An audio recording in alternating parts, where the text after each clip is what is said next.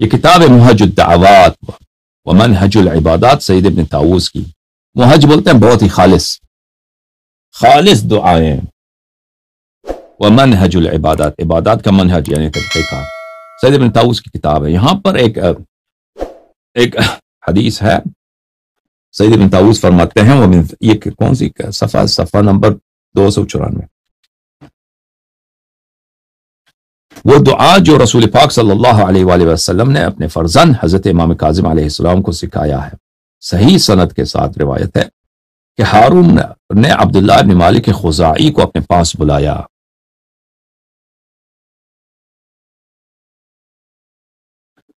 یہ حضرت امام کاظم علیہ السلام اس وقت ملعون ہارون کے جیل میں تھے، اور یہ ہارون غرق تھا عیش و نوش میں، عشرت میں، شراب نوشی میں.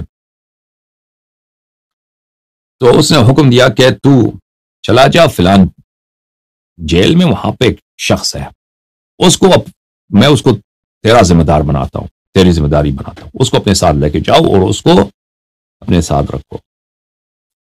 تو میں گیا ہوں جیل میں نے کھولا، دیکھا کہ وہاں پہ حضرت امام کاظم علیہ السلام ہے. تو میں ان کو لے کے گیا اور کو اپنے گھر میں لے گئے، کمرے میں رکھ دیا اور کمرے پہ تالے لگا دیے میں نے بہت سارے. اور میں ہمیشہ کیونکہ بادشاہ کی جانب سے یہ حکم آیا تو میں ہمیشہ ادھر ہی رہتا تھا کہ ہاں ان کو کچھ نہ ہو جائے اور یہ فرار نہ کریں یا کچھ نہ بھی، میری ذمہ داری ہے.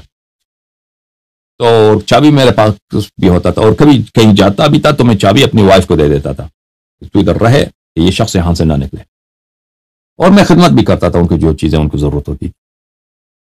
تو ایک دن ہارون نے مجھے بلایا رات کو مجھے بلایا. میں نے دیکھا کہ ہارون اپنے بستر پہ ہے، رات کو دیر ہو گئی، وہ تو بہت دیر تک شراب پیتا تھا ملعون. پھر وہ جب اس کو نیند آتی تو سو جاتا تھا. تو 3 بستر ہیں، 3 بیڈز ہیں، وہ ایک درمیانے میں لیٹا ہوا ہے. اس نے مجھے جب دیکھا تو کہا کہ جاؤ ابھی فوری جاؤ، اور جو میں نے آپ کو امام کاظم علیہ السلام آپ کے حوالے ہے اس کو آزاد کرو، اس کو اپنے گھر بھیج دو، مدینہ بھیج دو. میں نے کہا کیا ہوا اس وقت آپ بہت سہمے ہوئے؟ تو اس نے کہا کہ میں ابھی یہ بستر پہ سویا تھا، اس ساتھ والے بستر میں سویا تھا، تو میں نے خواب میں دیکھا ایک شخص مجھے کہہ رہا کہ اے ہارون، موسیٰ بن جعفر علیہ السلام کو آزاد کر دے. تو میں اٹھ گیا، میں نے کہا یہ تو میرے ذہن میں جو خیالات ہیں میں نے اس کو دھیان نہیں دی. پھر میں گیا دوسرے بیڈ پہ سویا، تو پھر وہی خواب میں نے دیکھا کہ ایک شخص مجھے کہہ رہا کہ ہارون اٹھو، موسیٰ بن جعفر علیہ السلام کو آزاد کرو. پھر میں اٹھ گیا، پھر میں نے دھیان نہیں دیا، میں نے کہا یہ ایسی خواب ہے. پھر میں درمیانے والے بستر پہ میں جب سویا ہوں تو میں نے دیکھا کہ ایک شخص آیا، بہت ہی غضبناک شخص ہے. اس کے ہاتھ میں ایک نیزہ ہے، اس کا طول اتنا لمبا ہے، پوری دنیا جتنی لمبی ہے، مشرق سے مغرب تک اس کا نیزہ ہے، اتنا وہ خطرناک ہے. مجھے تو وہ ڈر لگا. اس نے کہا کہ ہارون، موسیٰ بن جعفر علیہ السلام کو آزاد کرو، نہیں کرو گے تو میں اسی نیزے کو تیرے کمر پہ مار دوں گا.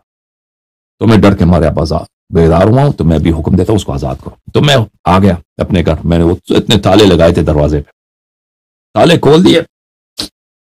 میں اندر گیا، دیکھا کہ حضرت امام کاظم علیہ السلام سجدے کی حالت میں، وہ سجدے کی حالت میں ان کو نیند آ گئی ہے، وہ سو گئے.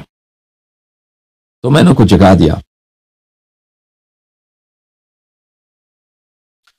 اب حدیث دیکھیے، یہ باقی میں نے سنا دیا آپ کو، آپ دیکھیے. میں نے کہا فقلت یا مولا سألتك بالله وبحق جدك رسول الله صلی اللہ علیہ وآلہ هل دعوت اللہ عز وجل في يومك هذا بالفرج. میں نے کہا کہ میں تجھے اللہ کا واسطہ دیتا ہوں میرے مولا، کیا آپ نے ابھی جو ہے آج آپ نے دعا کی ہے کہ آپ کو آزادی ملے، آپ کو زندان سے آزادی ملے، آپ نے یہ دعا کی تھی؟ تو امام علیہ السلام نے فرمایا کہ نہیں، میں نے ایسی دعا نہیں کی، میں سویا تھا. صلیت المفروضہ، میں نے نماز واجب جو سویا، وسجدت وغفوت فی سجودی، میں سجدے میں نے سر رکھا، سجدے میں میری آنکھ لگ گئی. سجدے میں جب میری آنکھ لگی تو میں نے اپنے نانا رسول پاک صلی اللہ علیہ وسلم کو خواب میں دیکھا. فرأیت رسول اللہ صلی اللہ علیہ وسلم فقال یا موسیٰ، تو میرے نانا نے کہا کہ اے میرے فرزند، اے میرے نور عین، اے یا موسیٰ سلام اللہ علیہ، اتحب ان تطلق، کیا تجھے پسند ہے کہ تجھے آزادی ملے، چاہتا ہے؟ فقلت نعم یا رسول اللہ، میں نے عرض کیا کہ یا رسول اللہ جی ہاں مجھے خوشی ہے کہ میں زندان سے آزاد ہو جاؤں. فقال ادعو بهذا الدعاء، تو امام رسول اللہ صلی اللہ علیہ وسلم نے کہا کہ اس دعا کو، یہ دعا کرو. وہ دعا یہ ہے، یا سابغ النعم و یا دافع النقم یا بارع النسم. بلے یا سابغ النعم، نعمتوں کے رنگ سب تیرے سے ہیں. سابغ النعم، نعمتوں کو رنگ دینے والا. دافع النقم، سب بلاؤں کو دفع کرنے والا. یا بارع النسم، سب خلائق کو پیدا کرنے والا. یا مجل الہمم، سب غموں کو دور کرنے والے یا رب. یا مغشی الظلم، تاریکیوں کو، دنیا کو تاریکی کا لباس پہنانے والا. یا کاشف الضر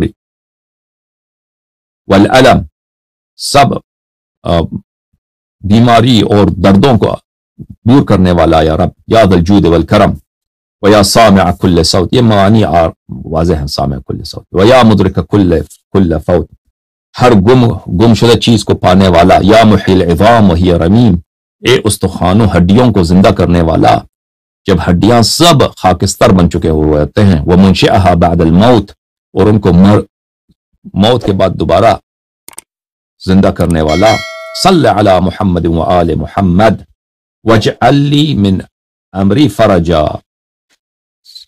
محمد و آل محمد علیہ السلام پہ صلوات بھیج اور میرے لیے میرے اس کام میں گشائش دے. و مخرجا، اور میرے اس کام میں مخرج یعنی ایگزٹ، یعنی نکلنے کا راستہ مجھے عطا فرما. یا ذا الجلال والاکرام. فلقد دعوت به ورسول اللہ صلی اللہ علیہ وآلہ وسلم یلقنیہ، رسول پاک صلی اللہ علیہ وآلہ وسلم مجھے پڑھائے جاتے تھے اور میں ان کلمات کو ادا کر رہا تھا خواب میں. حتی سمعتہ یقول، میں نے اسی وقت رسول پاک صلی اللہ علیہ وآلہ وسلم اپنے جد کو سنا کہ انہوں نے فرمایا قد استجاب اللہ فیک، کہ اللہ نے تیری دعوت کو، تیری دعا کو استجاب فرمایا ہے. ثم قلت له ما امرنی الرشید واعطیته ذلك، پھر میں نے کہا کہ مجھے ابھی ہارون نے مجھے ابھی بلایا تھا اور ابھی مجھے حکم دیا کہ آپ کو آزاد کروں. اللہم صل علی محمد وآل محمد وعجل فرجهم الشیء.